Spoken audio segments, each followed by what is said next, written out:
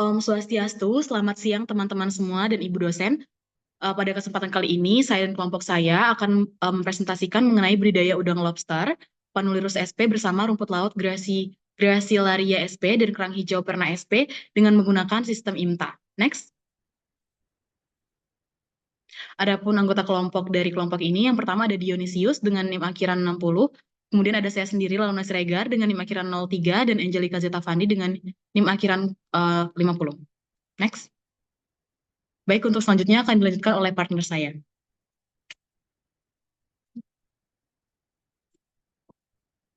Baik, perkenalkan nama saya Angelica Zetavandi dengan NIM awalan 21, akhiran 50. Sekarang saya akan menjelaskan mengenai pendahuluan mengenai lobster atau Panulirus sp. Udang lobster air laut merupakan salah satu komoditas perikanan yang memiliki nilai ekonomis yang tinggi. Lobster laut merupakan jenis hewan invertebrata yang memiliki kulit keras dan tergolong dalam kelompok arthropoda, serta memiliki 5 fase hidup yang dimulai dari proses produksi sperma telur, larva, juvenil, dan dewasa. Budidaya udang lobster di Indonesia merupakan salah satu kegiatan perikanan yang cukup potensial. Salah satu faktor penentu keberhasilan budidaya ini adalah kualitas air. Kualitas air cenderung semakin buruk dengan lamanya waktu budidaya.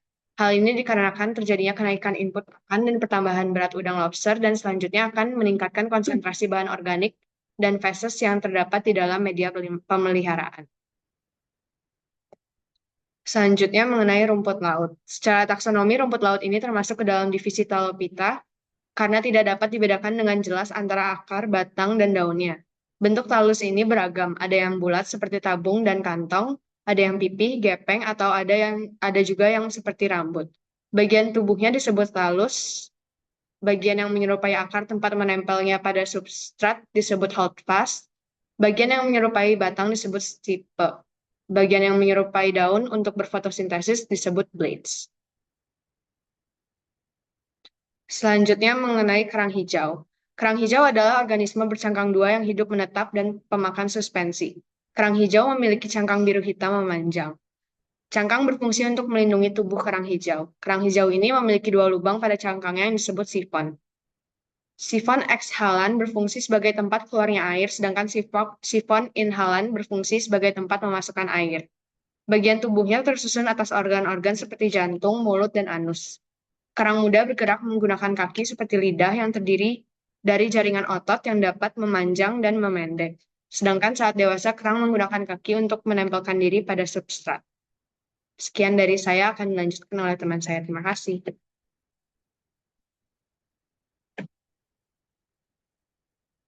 Baik, selanjutnya di sini saya akan menjelaskan mengenai sistem IMTA. Yang pertama, tujuan sistem IMTA sendiri yang pertama adalah untuk meningkatkan produktivitas, kemudian meningkatkan keanekaragaman produk, meningkatkan pendapatan pertambakan, dan meningkatkan produksi perikanan yang berkelanjutan. Sistem IMTA merupakan praktik budaya dengan lebih dari satu spesies biota yang memiliki hubungan mutualistik secara ekologis sebagai salah satu rantai makanan pada area atau sistem yang sama dalam waktu yang bersamaan. Budidaya sistem IMTA ini memungkinkan pembudidaya mendapatkan beberapa produk budidaya pada area yang sama tanpa menambah luasan area budidaya. Dan dengan sistem IMTA ini juga mengkombinasikan 2 atau 3 komoditas budidaya yang dimana limbah, nutrisi atau pakan dari hewan tingkat tinggi akan dikonsumsi oleh hewan tingkat rendah. Dan kombinasi integrasi ini dapat dilakukan dengan menggabungkan budidaya udang dengan rumput laut dan kekerangan. Next. Adapun rumusan masalah pada penelitian kami ini, yang pertama adalah bagaimana simbiosis antara udang, lobster, rumput laut, dan kerang hijau, kemudian bagaimana metode IMTA pada ketiga organisme tersebut, dan tujuannya sendiri adalah untuk mengetahui simbiosis antara udang, lobster, rumput laut, dan kerang hijau, serta mengetahui metode IMTA pada ketiga organisme tersebut. Next. Nah, untuk metodenya sendiri, metode yang digunakan dengan sistem IMTA dalam sistem IMTA, budidaya udang bersama rumput laut dan kerang hijau ini, yaitu budidaya semi-intensif atau tradisional plus dengan pertimbangan untuk meningkatkan produktivitas tambak dari skala tradisional. Namun, dengan selalu mempertimbangkan kelestarian lingkungan dan budidaya yang berkelanjutan.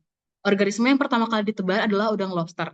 Kemudian rumput laut ditebar dengan metode sebaran di beberapa titik di beberapa titik ditambak dan kerang hijau dibudidayakan dengan menggunakan metode stick atau long line.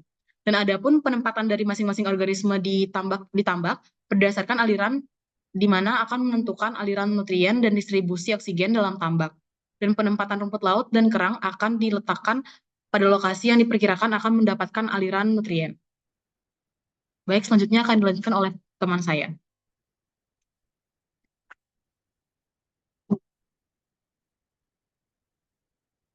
Baik, izin memperkenalkan diri. Nama saya Dionysius Mariana Yonata dengan NIM awalan 20 dan akhiran 060. Berikut adalah gambaran dari metode long line pada budidaya kerang hijau dan juga metode stick pada budidaya kerang hijau. Untuk kriteria lahan budidaya atau site selection, yang pertama bebas banjir dan jauh dari sumber pencemar. Yang kedua terdapat sirkulasi air dari inlet dan outlet. Dan yang ketiga tekstur tanah tambak adalah lihat debu pasir dengan komposisi 10 20 50. Oke, untuk di bagian pembahasan untuk konsep IMTA sendiri, pada konsep IMTA pemeliharaan udang lobster dilakukan dengan pemberian pakan dengan sistem budidaya tradisional.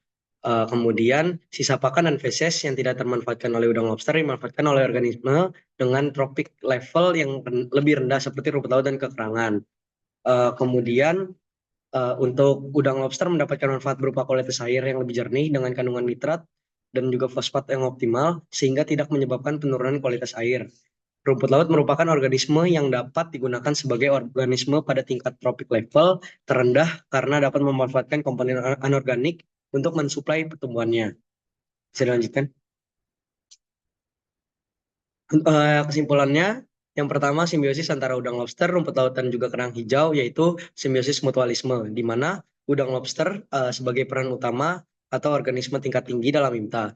Rumput laut berperan sebagai penyerap kelebihan nutrien anorganik, dan kerang hijau sebagai filter feeder yang dapat mengasimilasi bahan organik. Dan yang kedua, metode yang digunakan dalam sistem IMTA budidaya udang lobster bersama rumput laut ini serta kerang hijau yaitu budidaya semi intensif atau tradisional plus. Metode ini sangat baik digunakan karena mempertimbangkan kelestarian lingkungan dan budidaya yang berkelanjutan. Sekian dari kelompok kami. Terima kasih.